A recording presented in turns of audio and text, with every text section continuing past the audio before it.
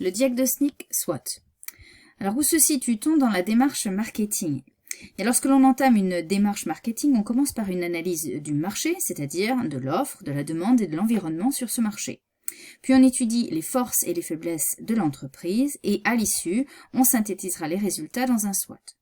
À partir de ces résultats, on va faire le choix d'une stratégie marketing. Il s'agira donc de déterminer les objectifs, cibles et le positionnement. Et ces deux premières étapes correspondent au marketing stratégique. Par la suite, on va établir un plan marketing, encore appelé mix marketing, et on travaillera sur les 4 variables que sont le produit, le prix, la distribution et la communication.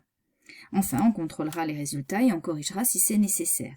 Ces deux dernières étapes correspondent au marketing opérationnel. Nous nous situons ici à la première étape de la démarche marketing et nous allons étudier le diagnostic SWOT. Mais alors, qu'est-ce qu'un SWOT?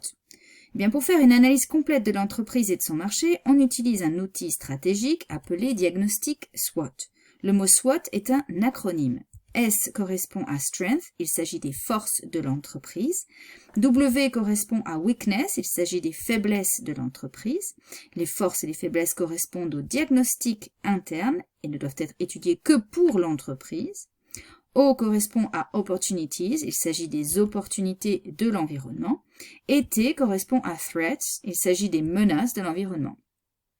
Les opportunités et les menaces correspondent au diagnostic externe, ils ne doivent être étudiés que pour l'environnement extérieur de l'entreprise. On a donc un double diagnostic, interne et externe. Alors pourquoi faire un SWOT? Eh bien, la situation actuelle est instable pour les entreprises. Elles doivent faire face aux crises, à la mondialisation, à la pandémie de Covid-19, etc. Donc, face à cet environnement difficile, eh bien, comment une entreprise peut s'adapter? Eh bien, elle doit à tout prix essayer d'anticiper, c'est-à-dire ne pas se laisser surprendre par son environnement.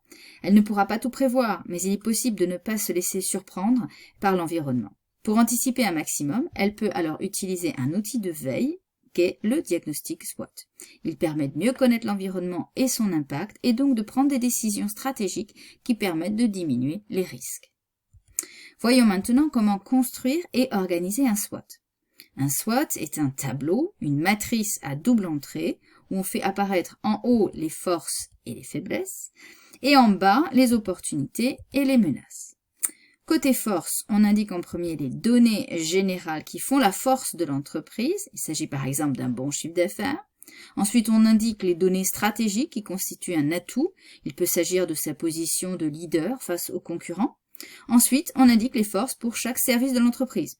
Ça peut être des forces en termes de ressources humaines, en termes marketing ou encore en termes financiers, etc.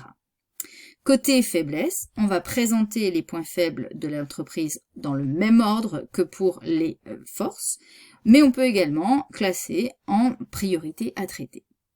Côté diagnostic externe, cette fois, pour les opportunités, on va étudier celles qui se présentent d'abord chez les clients. Par exemple, les besoins des clients peuvent être en accord avec les nouveaux produits de l'entreprise.